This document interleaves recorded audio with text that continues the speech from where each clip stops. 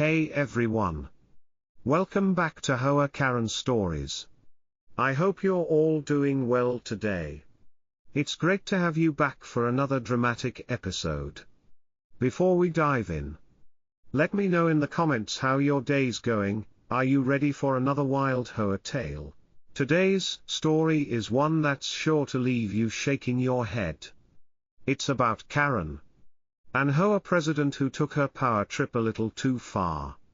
She came up with a ridiculous rule banning residents from letting their dogs outside, claiming it was for aesthetic reasons. Of course, the community wasn't having it. And what followed was a showdown that went all the way to the courtroom. Residents fought back. And in the end, they proved that no one, not even Karen, can mess with their rights. Stay tuned to find out how it all went down. It was a typical sunny morning in Maplewood Grove. But the residents of the neighborhood soon found themselves caught in a storm of confusion and frustration. The community's quiet atmosphere was disrupted when Karen Whitmore, the Hoa president, sent out an official notice to all the homeowners. It stated that, effective immediately, no one was allowed to keep their dogs outside in their yards for any extended period. Karen's reasoning was aesthetic concerns, claiming that dogs roaming the yards detracted from the visual appeal of the neighborhood. It's about maintaining the order and pristine beauty of our lovely community, she wrote. Despite there being no prior complaints about the dogs, the notice sparked an uproar in Lisa Thompson's house. The news hit hard. She'd had her dog, Max, a friendly Labrador, for 6 years. He spent most of his time lounging peacefully in the yard. The thought of being forced to keep him indoors all day was outrageous to her. Is she serious? Lisa muttered, holding up the notice for her husband, Jack, to read. Jack shook his head, his face tightening in disbelief. This is beyond ridiculous. There's no way we're going to follow this. Max loves being outside. Across the street, Karen stood by her front porch, watching the chaos unfold. She had made her decision. Now it was just a matter of enforcing it, no matter the cost. The residents, however, were about to challenge her authority in ways she hadn't expected. The following morning, the entire neighborhood was buzzing with disbelief and anger. Karen Whitmore, the Hoa president, had sent out an email to all residents, announcing an immediate and strict ban on keeping dogs in yards, due to aesthetic concerns and the importance of maintaining the harmony and order of our community.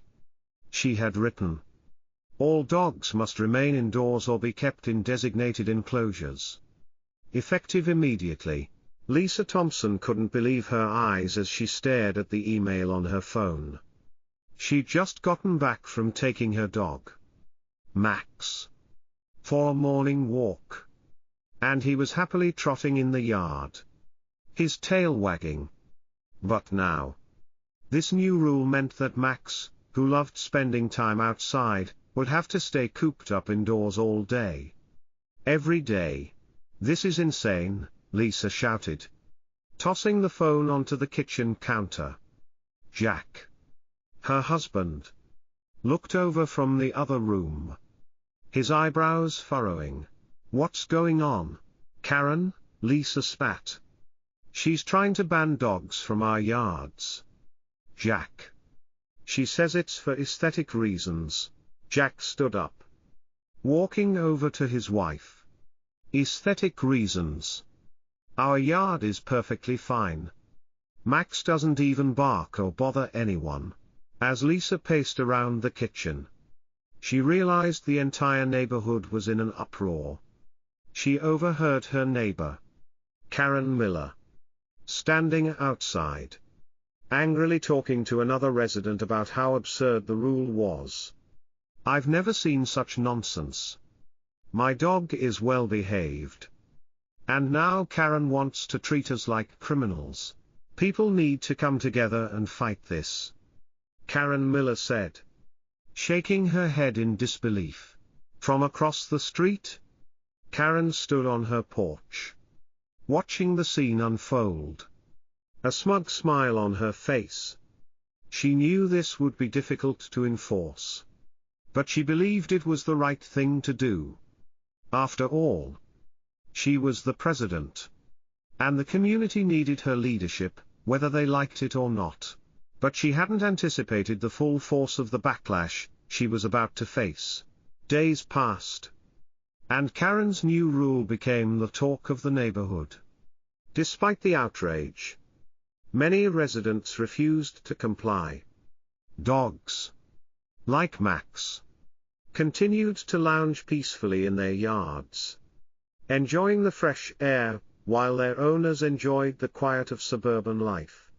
But Karen wasn't backing down. It was a crisp Saturday morning when Karen decided to take matters into her own hands.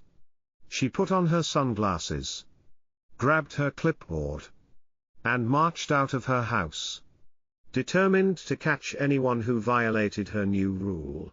Lisa was in her front yard, sipping coffee and watching Max play fetch with Jack when she saw Karen coming down the street. The moment their eyes met, Lisa felt a cold shiver run down her spine. Karen's face was steely, her expression determined. She had her clipboard ready, poised for action. Lisa's heart raced as Karen stopped at the edge of their yard. "Excuse me, Lisa," Karen said, her tone sharp. "I noticed your dog outside again. That's a violation of the new Hoa rule." Lisa stood up, trying to keep her composure. "This is ridiculous. Karen? Max has been outside for years, and he's never caused any issues. Why are you doing this?" Karen adjusted her sunglasses and gave a small, condescending smile. "The rule is clear. Dogs should remain indoors or be kept in designated enclosures. Your dog is out of compliance, and I'm issuing a fine for this violation." Lisa was taken aback, her jaw dropping. "A fine? For letting my dog play in the yard? You're out of your mind." "I'm simply enforcing the community guidelines," Karen responded, her voice steady, but cold. "And if you don't like it, you can take it up with the board." Lisa clenched her fists, resisting the urge to argue further. "You know what? This is beyond unreasonable. I'm not paying any fine for something that's harmless." Karen scribbled on her clipboard, clearly unfazed. "Fine. The penalty will double with each further violation." As Karen turned to leave, Lisa shouted after her, "This isn't over. Karen? You've made a huge mistake." Karen didn't even look back as she walked down the street, ticking off the next house on her list. Meanwhile, Lisa and Jack stood in their yard, seething with frustration. It was clear this fight wasn't just about dogs anymore, it was about Karen's authority. And the residents were beginning to feel that it was being abused. The tension was escalating, and the battle for the neighborhood's peace had only just begun. The tension in Maplewood Grove reached a boiling point when Karen Whitmore, once again, decided to make an example out of a family. This time, it was the Thompsons, a quiet couple with a sweet golden retriever named Daisy. The Thompsons had always kept Daisy in their spacious backyard. But now, just as Karen had threatened, she was imposing a hefty fine on them for letting their dog enjoy the yard. The community had never once complained about Daisy's behavior. She was calm, well-trained, and loved by everyone. Lisa Thompson, standing beside her husband Jack, couldn't hold back her anger. This is getting ridiculous.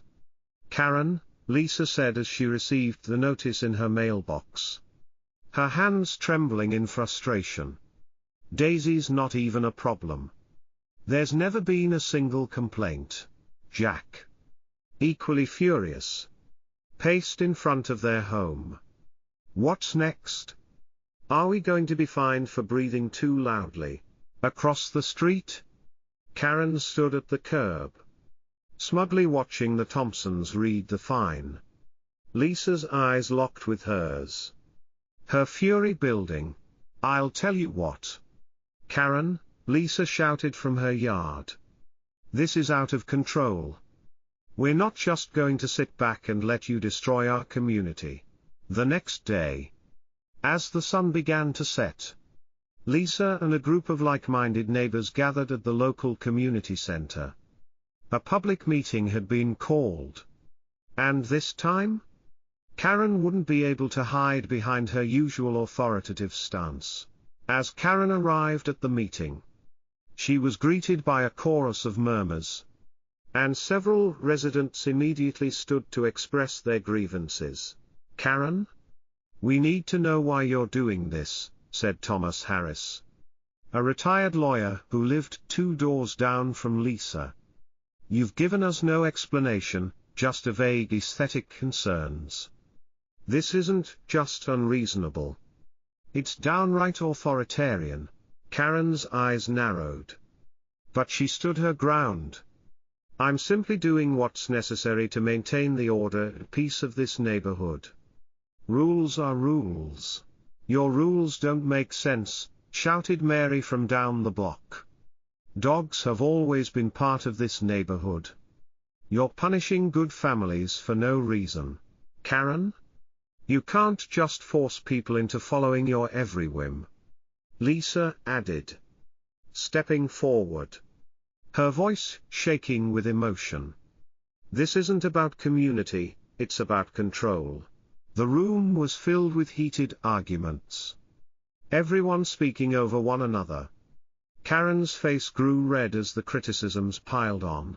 Enough, she snapped, raising her hand in a desperate attempt to regain control of the room.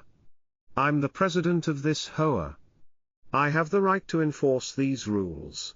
A murmur of disbelief ran through the room as Lisa stepped forward again, her voice steady but strong.